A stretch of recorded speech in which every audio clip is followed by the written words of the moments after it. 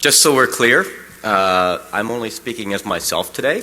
I am not a representative of the U.S. government. I am not a representative of my current employer. I'm pretty sure neither one of them would be really happy with me up here talking, but I feel it's part of my duty as part of this community to kind of give you some stories that are personal stories from this community as what I took into the government, what I learned while I was in the government, what I saw that was a little bizarre while I was in the government, and what I'm taking back out of it. And there are 4 stories I'm going to tell you that all have some kind of unexpected outcomes and unexpected twists. You've probably heard about some of these stories in the media, but these are kind of different back origins to them that you haven't heard before. I'll do my best to be as accurate as possible, but I'm going from memory from some of these, and some of these go back several years. Memory is imperfect, so I apologize in advance. So, I'm not trying to piss off or be pro or con any particular community, but I want understandings, which is why I'm trying to tell these kind of non-obvious stories. Somebody had tweeted me something encouraging me to do this talk, saying anything we can do to help people understand each other is good, because of course prejudice is bred from ignorance and exclusion. So you can kind of consider this my transparency/trip report from 3 years inside the DoD. Not long after I started working at DARPA, I got funding approval for the first of one of many programs that I would actually run. I know most folks are only familiar with a few of them. The first program was something called Cinder, and it was focused on super evolved advanced persistent threat. The program had nothing to do with whistleblowers, had nothing to do with humans. It was targeting autonomous software. Now, there was an author at Forbes magazine, Andy Greenberg, who found out that Julian Assange and I knew each other and have kind of known each other for, I don't know, probably 20 plus years. And he wrote an article that, the way I read the article, attempted to pit me and Julian against each other, claiming that Cinder was a response to Wikileaks.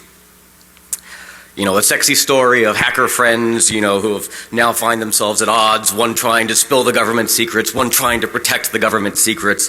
Yeah, it's a sexy story. The problem is it's entirely untrue, because Cinder had nothing to do with that. So since he and other folks wanted to kind of make a story about me and Julian where there was no story before, I figured I'd tell you an actual story about me and Julian. This first story is called How the DoD Unintentionally Created Wikileaks. So it was 2009.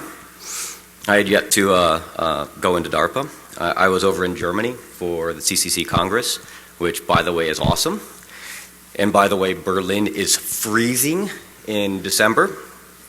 So it's a couple blocks from the hotel over to the Congress, and I braved it across. It takes about like 10-15 minutes before your lips come back and you can actually start to form words again. So there's this talk that I wanted to see at the Congress, and I watched it. It was great. There was a gap between the next talk that I wanted to see, and the whole decision was, do I go back to the hotel and go out in the frigid Berlin winter, or do I find something else to kind of pass the time? It's CCC, it's easy to find things to pass the time there. And there was a talk that was going on about WikiLeaks. Remember, 2009, no State Department cables, no nothing like that at this point. WikiLeaks had been around, but it wasn't kind of in the popular vernacular. It wasn't a household name. So I look and go, oh, what it's taking to run WikiLeaks, you know, how we do it behind the scenes operationally. I'm like, that's cool. And the talk's in English and it's inside, so yay.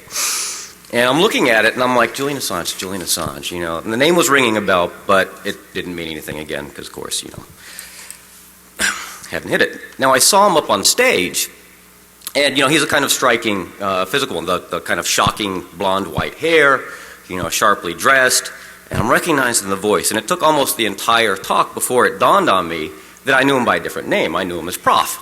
Some of you remember Prof. Some of you remember Strobe that he wrote like ages ago. You know, he was over at, it was suburbia.net, I think, with, you know, Prof at suburbia.net. And I was like, holy crap, this is the same guy who I've known, you know, for years. I hadn't seen him in like a decade, or I hadn't interacted with him online. At one point, I think he was even managing Sun's security updates and patches for all of the distributions for Sunos at sunsite.unc.edu. So we should have nominated that for possible or potential epic ownage. That's kind of cool if you think about that. So after the talk, I was all excited, and I went up to him, waited till the crowds kind of died, smaller crowds outside. He's having a cigarette, and I said, "Oh, this is going to be fun," because I cut my hair. I didn't have the. If you've seen the shirts, most people remember me looking slightly different. And of course, I'm like, "Oh, I'm gonna play with this a little bit." So I walk up to him. I know he doesn't know my voice, and of course, he's not going to physically recognize me. So I do that whole hacker jerk sort of say something that it's like, what the hell? How did they know that? And kind of to set up a state of detente. And I go, "Hey, when's the last time somebody called you prof?" And he looks at me weird, and I'm like, "Oh, if you think that's weird." Did they ever find out why the MD5 checksums on those Solaris update patches didn't match the actual patches that people installed? That was Sunsight, right? And he's just looking at me like, who the heck is this guy? And possibly because he hadn't heard the phrase prof for a while. And it could very well be that he had no clue what I was talking about with the latter one. And I go, "Hey, it's me, it's Mudge from the loft sort of thing." And he kind of relaxed, and we chuckled about it. And I was saying, "Hey, you were really, really passionate up on stage about Wikileaks. What was the real impetus? What was the turning point that made you do that? Because the last I had seen you were leaving the hack scene, going off to academia to do your advanced degree. He was working on a cryptographically based file system, a rubber hose file system for duress-based decrypting, and I said, "Where'd you go? All the old gang and everything, haven't seen you." So we chatted, and he said, "Let's go out and have dinner." So, we spent the next several hours over food in Berlin, and we were chatting, and I wanted to know just how passionate he was and how far he was willing to go on it. So I asked him a hypothetical question. And I said, "Let's suppose back in the day, my thing was I collected packet captures of everything. Let's assume some of those packet captures have you going into other systems. Beyond a shadow of a doubt. If I submitted those packet captures, kind of incriminating you to Wikileaks, would you release them?" And he looked at me, and it only took a couple seconds, and he said, "Hey, we get some very similar sorts of questions. Because people ask us, kind of on a parallel, if someone were to send us a list of the contributors to Wikileaks, would we publish it?" And the answer is that, we don't want to know who our contributors are because we want to keep the protection there, we being Wikileaks. I'm speaking as him from memory here. So we try to get in touch with the folks that contributed, but we won't know who they are. So ultimately, in case that list is real, we would have to publish it. I was like, "Oh, that's cool." And then he just, we moved on to the next topic. Now, if any of you have actually interacted with him or know somebody who has, they'll tell you that he is a very smart person, and that's absolutely right. And it took me probably an hour to realize that he never answered my question. But he told me a really interesting story, because he told me, and this is what stuck with me in 2009 from that dinner, what the turning point was. Now, maybe this was a story just for me, maybe it was, kind of the appropriate thing, but I took this to be kind of ground truth, and it stuck with me, which is why I'm telling you. And I used to tell people inside the government the same question when later Wikileaks kind of popped up. He said, "Yeah, I had gone off, I was over at university doing my graduate work, something essentially fundamental research, which means something to the government folks. And he said it was funded, by the U.S. government. It was a grant. From like NSA type DARPA sort of funding. I don't know if those were the actual agencies. And he said it was during that time period where there was a big pullback from the DoD. And the message that the universities received was, we're not funding you to do basic research anymore. It's all classified now. His work got rolled up in that. Now, whether that was actually why it was being pulled back or if that was just the perceived message, I don't know. So if you think about it, here's a non-U.S. citizen who's made a life decision, go to graduate work, go, kind of leave the community that we knew him in, and all of a sudden, his funding gets pulled, and he's told that he's not allowed to know what it was that he was doing, not allowed to know what it was that he had, discovered, and no actual reason as to why the funding is. I mean, that's kind of what it's like when you're a graduate student and somebody pulls your funding, sort of thing. And this just really rubbed him wrong. And he said, this is the wrong reason for classification, if that's why he lost his funding. This is designed to keep people ignorant and withhold information to keep folks disadvantaged. And he said it was at that point that he decided that he was going to devote his life to exposing people who tried to keep secrets. And hence WikiLeaks was born. So when folks in the DoD would ask me, hey, do you know this WikiLeaks thing, and what are your thoughts on how we could address it, they were a little surprised with my answer, going, well, by some accounts, the government actually created it in the first place. It was at that point during the night in the restaurant, Julian goes, well, so, that's what I've been doing for the past 10 years. What are you up to? I said, oh, I'm about to go work at DARPA. So that's my first story. Second story is about Anonymous and the Department of Defense. I remember Anonymous from way back. I mean, Anonymous, I use it as a proper noun, but obviously we're all familiar, and it's much more, it's kind of a movement, a thought, it's more ephemeral than that. And when I remember them, they were going after Scientology and RIAA, and there was all the 4chan sort of soap opera stuff going on. And at some point, their scope or the target, expanded to include the government.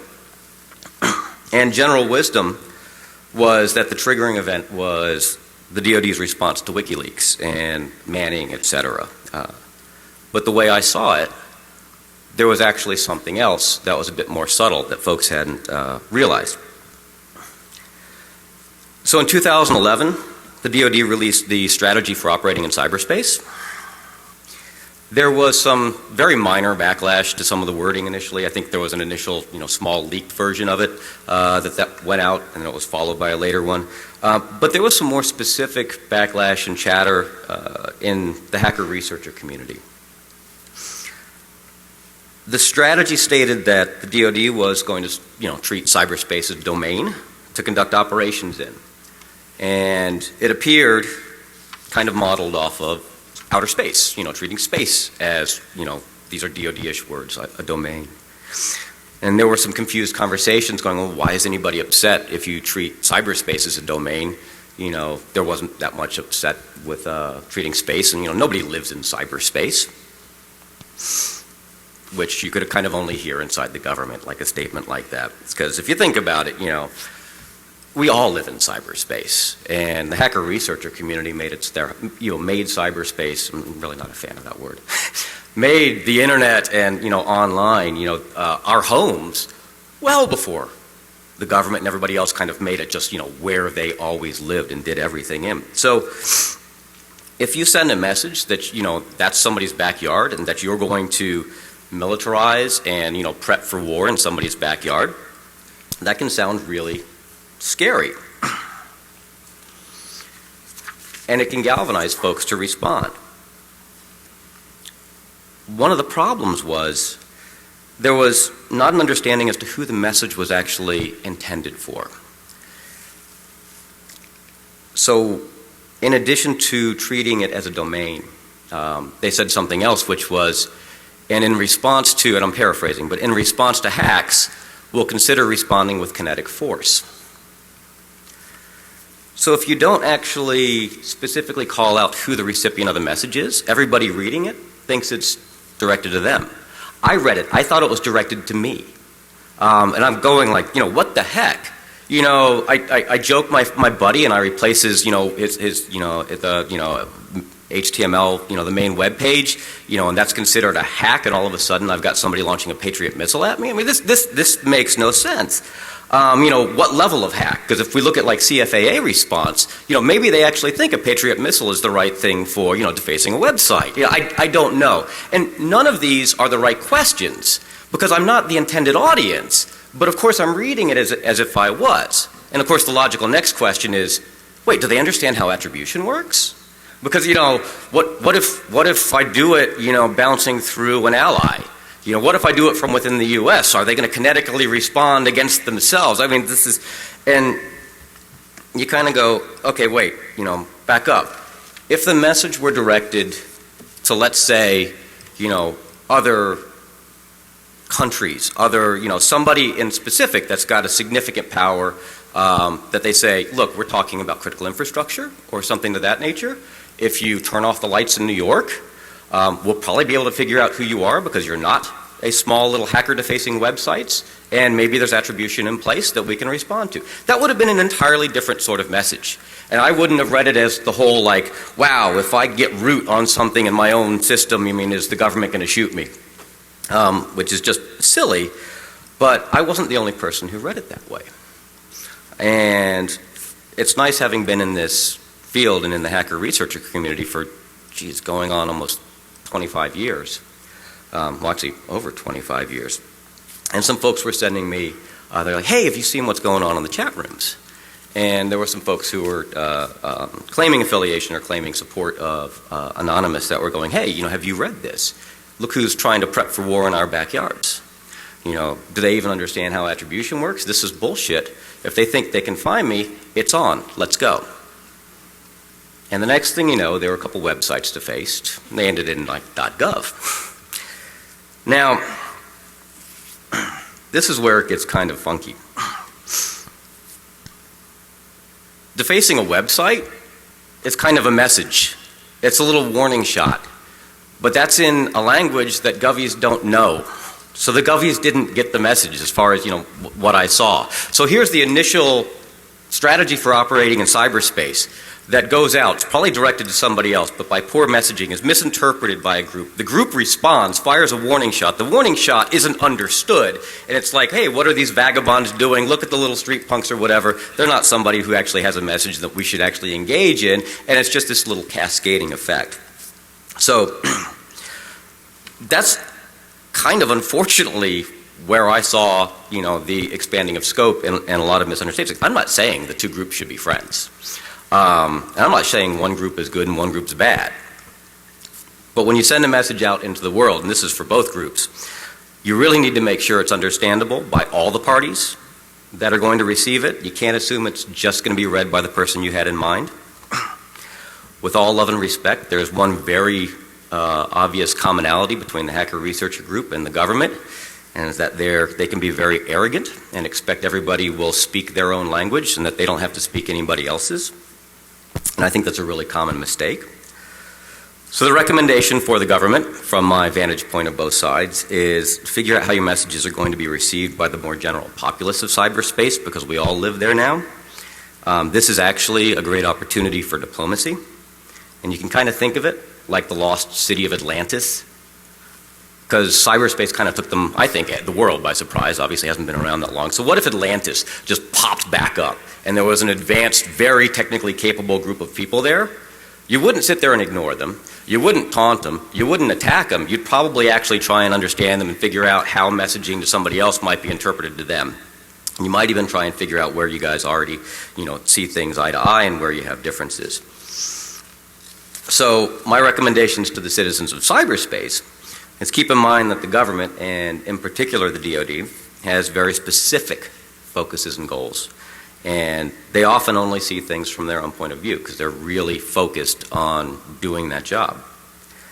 And when you read things that appear to be a message directed to you or your community, coming from an unlikely source, you should question whether or not the message is actually intended for you, or if it's just intended for somebody else and really poorly worded. And if you still think a response is necessary, you really need to think about the message that you're sending to make sure that you don't make the same mistake in return.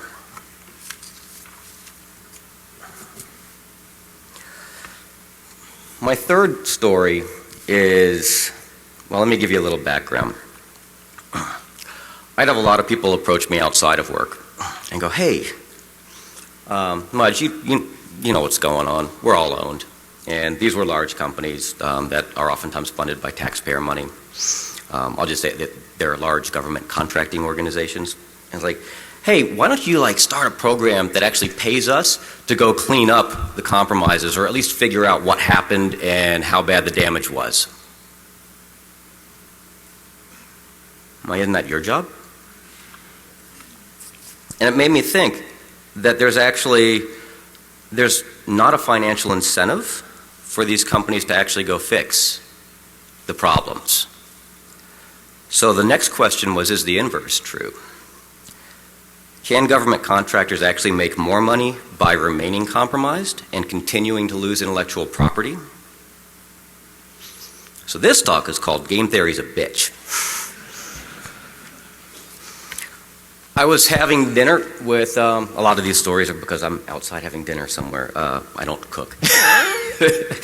I was having dinner with an old friend, and his company goes in and cleans up APT after, big well-known names get compromised, in particular, whether they're government contractors or commercial organizations. And he posed a really interesting hypotheticals, because we were just shooting the crap back and forth. And he said, hey, what do you think about the following chain of events? First, RSA gets compromised. Networks defended by their tools are vulnerable, and as a result, a defense contractor gets compromised.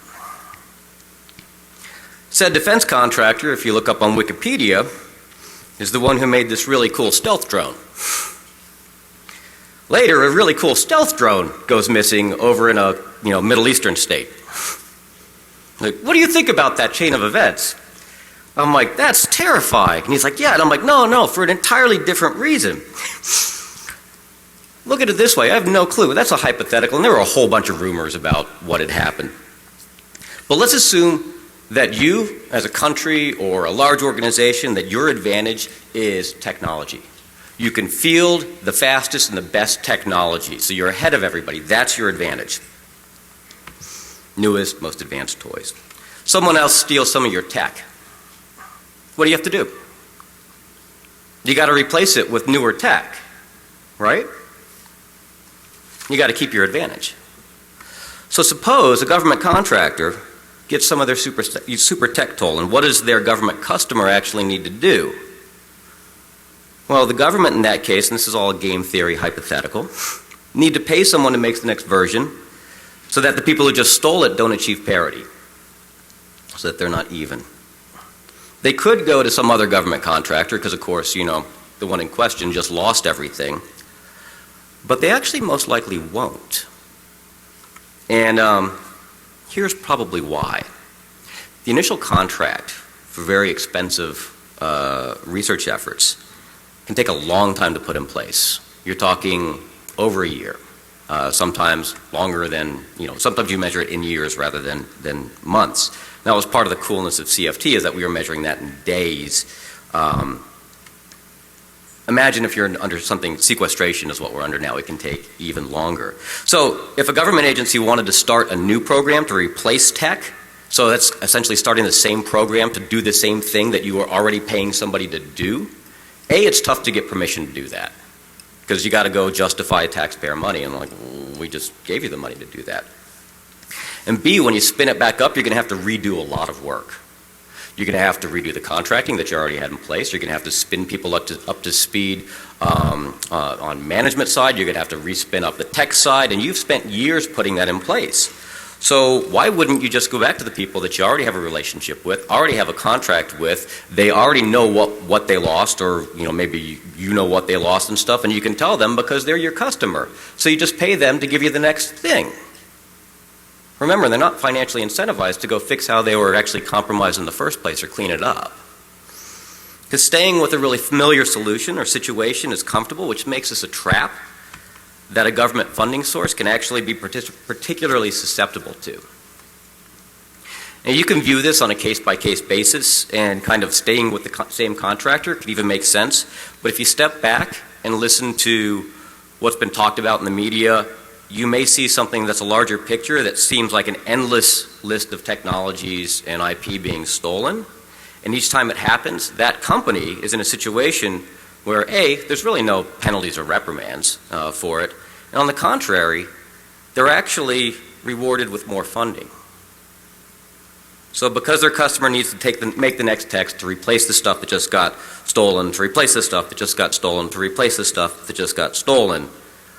So yeah, game theory is a bitch because if you look at it this angle, and part of the neat thing about game theory is you can fall into game theoretics without realizing that you're doing it. Government contractors can actually be in a situation, or are actually in a situation, that they're financially incentivized in some places not to listen to their network sysadmins and not actually to really deal with the problem, perhaps the way with the drastic changes that need to be made.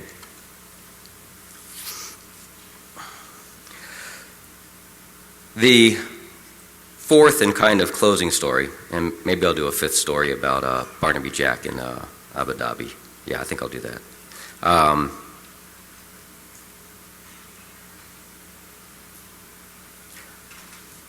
The fourth story, sorry, I just mentioned Barnaby Jack and I just start getting a little teary. I think I might stick with just the fourth story then. Fourth story closing is more of a kind of plea to both the government communities and the hacker researcher communities, because from the vantage point of both, I don't have a lot of examples of our community, the hacker researcher community, really reaching out in a proactive and positive way to educate and enlighten the government. We do it, but we do it really ad hoc. And I think we need to try a little harder to do specific examples. I've been a little upset about some of the things in the news lately. And actually, one of your options, it is a scary option, is to actually go inside and try and fix them there. People will fight you tooth and nail. It is not for the faint of heart. But that's actually what I did when I went over to DARPA. I didn't go there because I thought it was cool. I didn't go there because I wanted to be a part of the government. I actually went there because I thought that they and other parts of the government had kind of lost their way. And I had an opportunity to go in and fix it. I did get a really nice unofficial email from somebody recently, and it was about CFT, which makes me think that we actually, because you guys were all a big part of that, did manage to pull some of that off. So I'm going to quote from this email I got to my personal account. And the person said, I recently had a meeting with all the agencies and DoD services, and listening to them, it was my turn to be terrified because of how out of touch with reality they were with cybersecurity and cyber defenses. And it made me realize how much I and the DoD owe you, and that's us, for a cyber fast track. And here's the part where I was really happy. He said, I thought CFT was showing the government how they should be doing contracting, but now I actually understand what you were doing. It was showing the government that what the real state of the art is, why they should be afraid of people on the inside who continue to just preach the status quo and throw money at the same problems the same way they have done before. So that was actually pretty cool because they're starting to realize that. And I've heard people at high levels, flag officers, a couple pockets were starting to refer to hacker researchers as researchers. It was hacker equals researcher, not hacker equals criminal. And I thought that was really cool.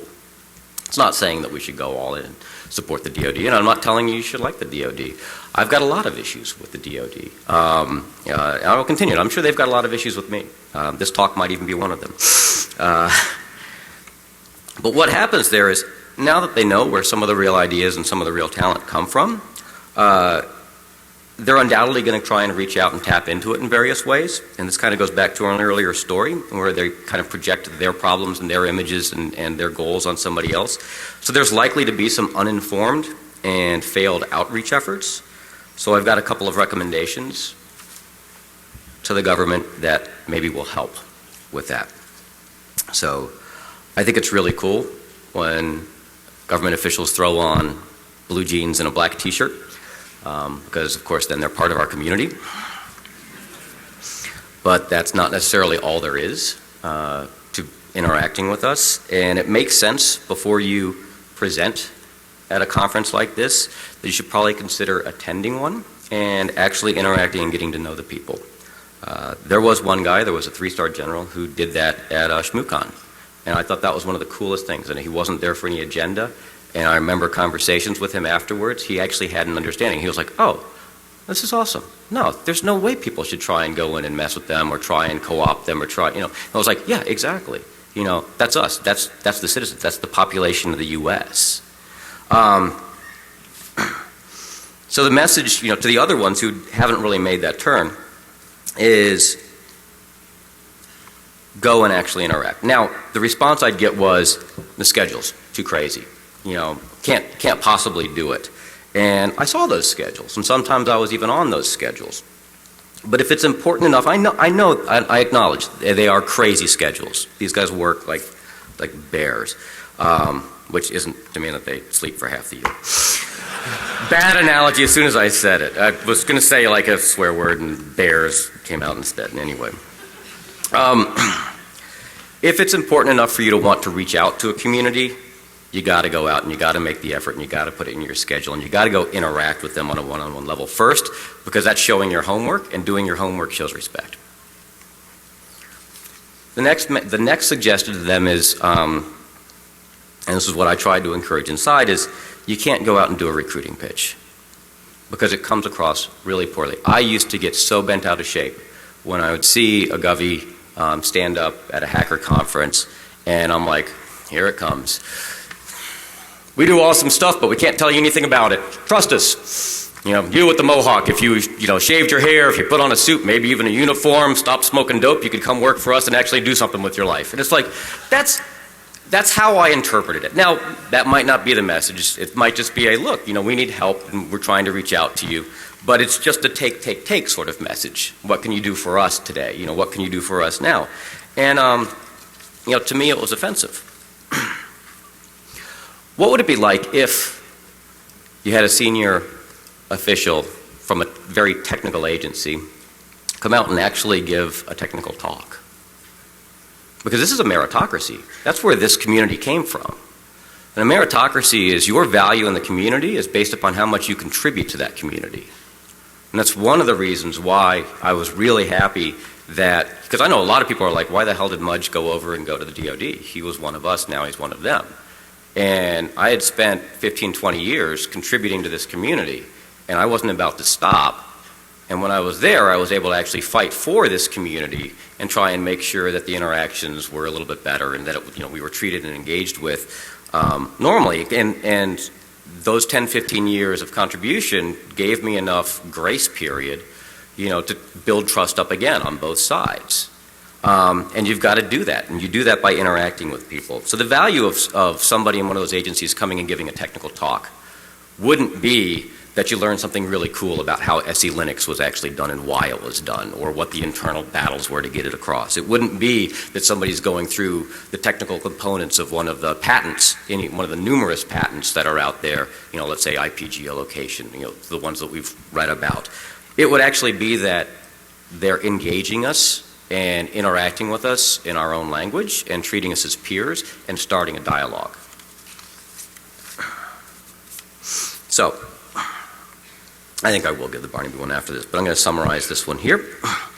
Am I telling us, you know, am I pleading that we should not challenge the government? Absolutely not. I think challenging the government is your patriotic duty as a citizen. I think it is very important to do. It's painful for both sides, but it's something that has to happen, and it's why we're such a great nation.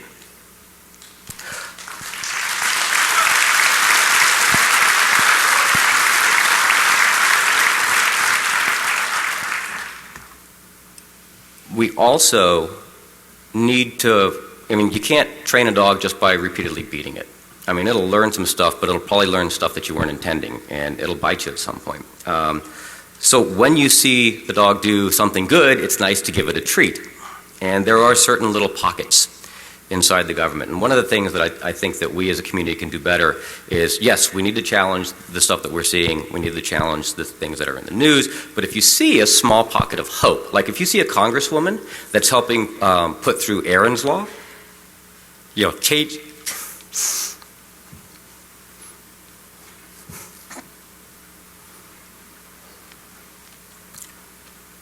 things like CFAA,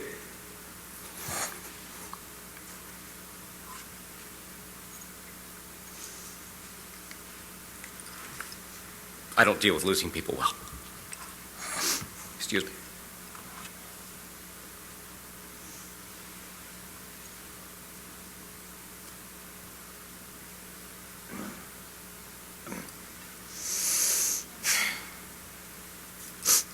If somebody's going to change CFAA, we need to support them. We need to help them. We need to encourage them for actually going, because they're going to get a lot of crap thrown at them. And they're actually doing the right thing, and there's not a lot of people supporting them. So we need to be more vocal as a community to actually support them.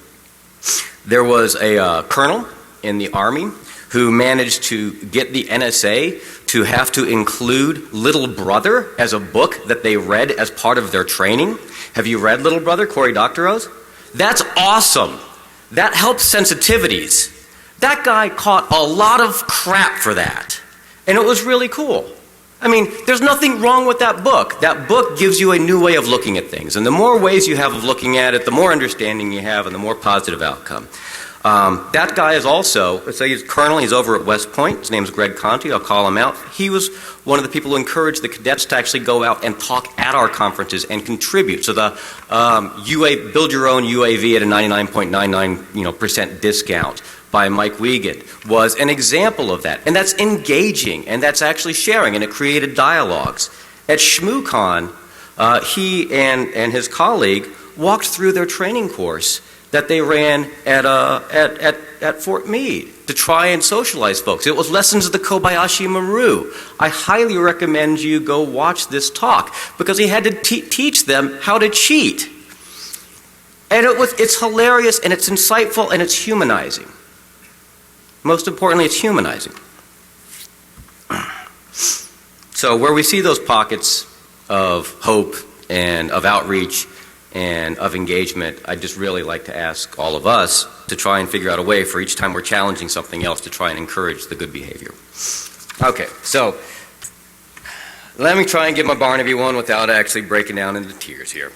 See if I pull myself together. It's a real quick one, but it's my little tribute to him. Because there's two things that happened, interactions with Barnaby that I'll always remember. I mean, I remember all of the interactions, but two really stand out.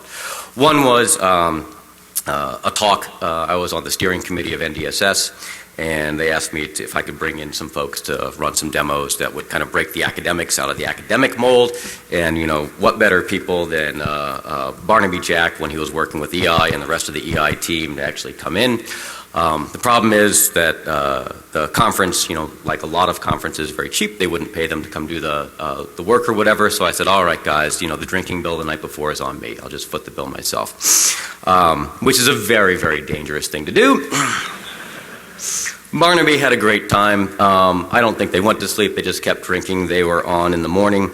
And the audience at NDSS, I don't think actually really understood how cool the technology was that was being demonstrated, because this is almost 10 years ago at this point, and Barnaby was remotely compromising a wireless router, replacing the firmware, and then trojaning the Microsoft updates that were going through it over the wire before they were delivered to the end system, and then they were demonstrating boot root where they were getting an Ethernet, so a computer that was told not to boot off the network. The Ethernet adapter was on the PCI board, so it had direct memory access, and it would still emit a boot P packet, and if you responded to it, the Ethernet board would actually shove it directly in memory and boot from the network, even if your BIOS didn't have that capability.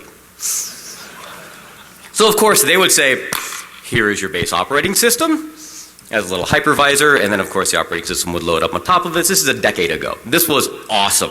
And the reason why I don't think any of the audience actually caught the technical part of those talks is because Barnaby nearly threw up on stage 10 times in the middle of trying to give that talk, and everybody in the first row was terrified that they were at some perverse form of a Gallagher hacker show. And then the other thing I remember about Barnaby was I had just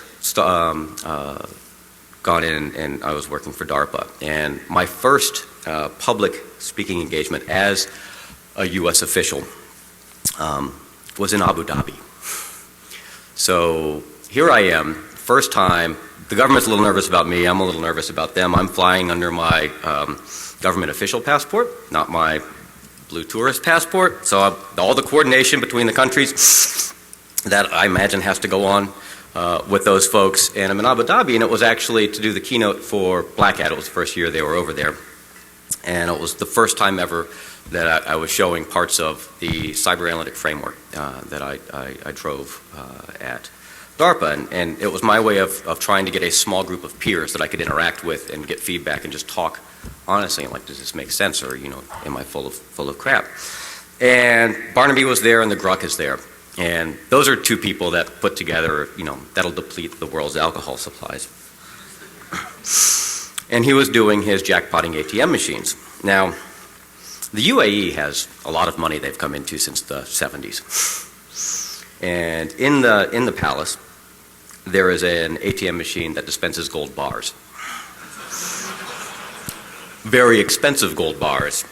Not like you've got like a $200 withdrawal limit. I mean, these are in the tens, if not hundreds. I can't remember how high up the price was. There might have been the ability to withdraw $1 million gold bar from it.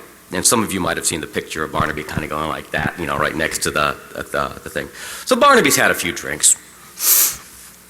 And they see the gold ATM machine. I was like, why? So, well, how do you think it works? And they're peering behind it and everything. And the folks who are, I think it's the son or one of the relatives of the Crown Prince, who I knew from a prior life, was looking at me and going, what's going on?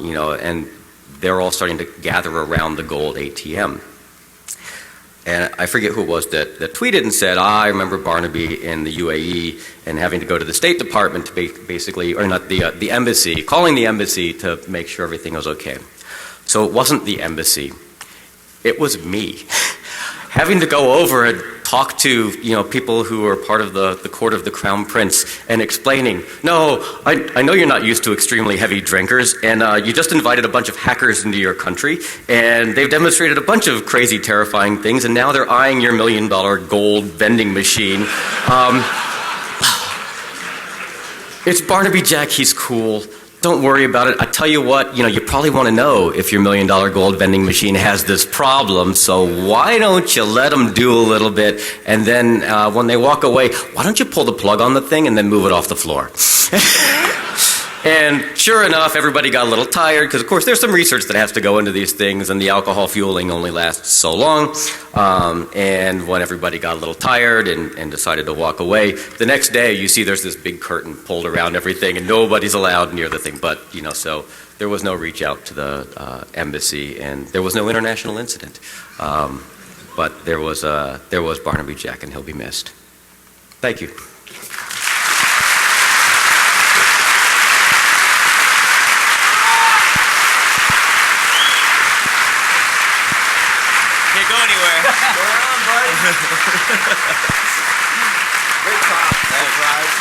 So,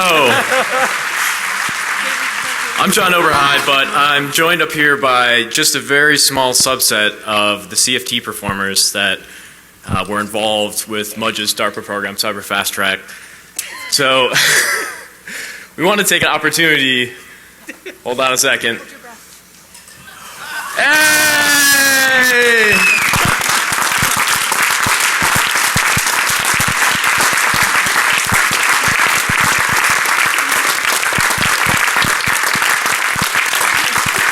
We really just wanted to get up here and thank Mudge for all of his efforts inside DARPA with this program. We all had a lot of fun.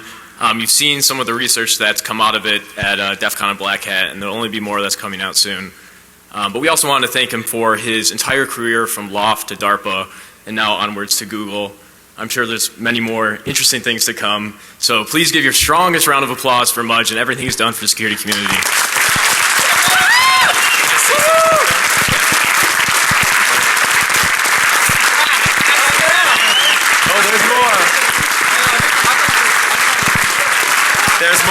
There's more. Don't go anywhere yet. We're not done. So, what we didn't mention is hopefully, I'm going to say a few things about Mudge, and hopefully some other people that had participated in CFT will as well. My name is Joe Grand, and I've known Mudge for a really long time. I was in the loft back in, I guess we met in 1990. I was like a 15-year-old punk little kid, and ended up getting in trouble for some things, joined the loft, and Mudge came in around the same time. And I don't know if I ever told him this, but he was one of my mentors growing up. From that point, as a 16-year-old kid, everybody else in the loft was older. I sort of got to see, the experience of somebody that was like 6 or 8, I don't know, how 20 years older than me, I don't exactly know. He never actually told me his age. But it was something that, I got to sort of follow along. I was in the loft, and it was a great experience, and I sort of grew up in that from 16 to 22. After we started that stake, we sort of disappeared for a while. Mudge went one way, I went another. Some of the other guys sort of, just disappeared. And then he sort of surfaced, I guess, 2008 or 9, and, it was like all of a sudden, Mudge is back and he's in DARPA. And I was like, holy shit. Mudge is back, and he's working for the man. And here I was, grew up with him in the loft, and there's a lot of stuff in the loft that you guys don't know. And it was awesome. And I didn't really know what to think. I was still involved in DEF CON and the hacker community, and it was just, to me, seeing that, it was like, wow, that was a big jump, and that takes some serious balls to do that. And I could never imagine doing that. And I think everyone was like, what's going to happen? Like, what's he actually going to do out there? So it turned out to be an amazing thing. CFT happened, and a huge number of my friends ended up doing all these projects. Charlie Miller had 2 projects in CFT, and I was like, how is everybody doing all this stuff? Like, I want to do a project for CFT. And I was running with Charlie one day, and he's like, yeah, you should do it, man. And, Mudge has this whole thing wrapped up. You just write a proposal, and he reads it, and if it gets approved, they'll just send you money, and you can work on stuff. I'm like, really? Is it that easy? He's like, yeah, do it. And so that was last year. So I was like, I don't know. Do I want to work for Mudge again? Like, that's going to be really weird. Like, we were in the loft, and I don't want him to be my boss. For real, this was his hugest complaint. I'm like, they'll give you money. He's like, I don't want to work for Mudge. Yeah, so, but he's like, it's not working for Mudge. Some other group takes care of it.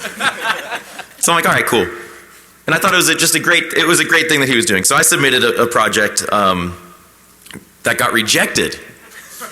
And I'm not sure I'm allowed to say this because I don't know if it was part of the official process, but he called me up. Like, I submitted the proposal, and like 15 minutes later, he calls me. He's like, I need to talk to you in person about this. I don't want to just send you an email. So he, explained the process to me. I'm like, all right, that's cool. Too much engineering, whatever. It didn't fit the DARPA thing, the CFT thing. I'm like, okay, that's fine. But it sort of drove me to I was like, I got to get a CFT in. All my friends are doing it. It's like, I got to take advantage of this while I can, man, before it goes away. So eventually I got one in, and I'm still working on it right now. And it occurred to me that it's not that you can you're doing this project to make money, right? You're not doing a job to make money. It's the fact that you're able to get money to do what you want to do, and it's almost, you do what you love to do, and you're not losing money. Is sort of what it is, and that's sort of what we tried to do at the loft. Is do what we want to do and not lose money, but make sure that we can keep kind of pushing things. So I don't know. I just want to say that. I don't know if you notice on the back. Could someone turn around? On the back of these shirts, it says "Making the Theoretical Practical Since 1992," and I don't know how we came up with that. But that was one quote that we talked about, writing exploits and kind of showing vendors look, this is a possibility. But the one that isn't on the back of this shirt is what we always used to say about making a dent in the universe when we were at the loft. I think Mudge actually came up with that. So we'd be in interviews and news stuff and press, and Mudge would always say, we're going to make a dent in the universe. And I was like, yeah. I said it, but I was like, that's total bullshit. How are we going to make a dent in the universe? We're 7 guys with, he had long hair, as you know, and 7 guys in a warehouse. How are we going to actually make a dent in the universe? Other than in the hacker community, that's that's not the universe. That's our universe, but it's not the universe. But he actually believed it, and I was sort of I was going along with it, but he believed it, and it didn't actually hit me until he got to DARPA and did CFT, and it's holy shit, he did make a dent in the universe. That, what he did and the work that came out of CFT, totally changed the world, whether it's immediate or whether it's later. It changed the government, it changed the thought process. It's amazing. So I just wanted to personally thank him and welcome him back out of working for the man, back into like the normal world. So thanks.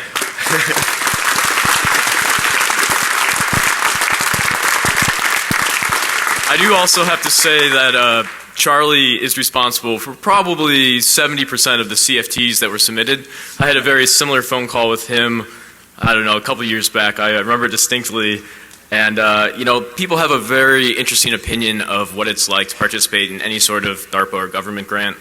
And, you know, speaking with Charlie and learning about the streamlined process and the kind of low overhead it takes to get a grant through and actually get funding to, again, do what you want to do, was very attractive. So I think this program itself was wildly successful alone, but I think it's also changed a lot of our personal views about dealing with the government. I hope that can continue with CFT, with the next program manager. I would also say that BitSys, are there any of the BitSys guys up here? Yeah. So BitSys helped run the program for DARPA, so we'll all give them a round of applause ourselves because they were great to work with.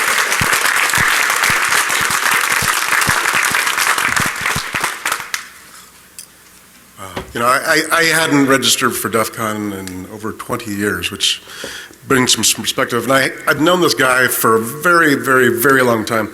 And he always wanted to be something greater than the average bear and to change things. And I don't know if he'd mind me saying this, but I'll say it anyway. Back in the day, when his hunger was great, he asked me to take over the loft, which is probably a bad idea, for a variety of reasons, but I had faith in them that he is going to figure it out, and he did. And I've worked for him now for the last couple of years. Unfortunately, I've been fired by him because the program's ending, but congratulations, guy, you really did good. Thanks, Dan. Thank you.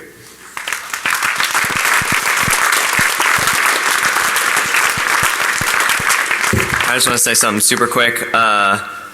We're hackers and we're individualists and we hate anyone speaking for us, but Mudge is pretty much the only guy that I'll let speak for me anytime he wants.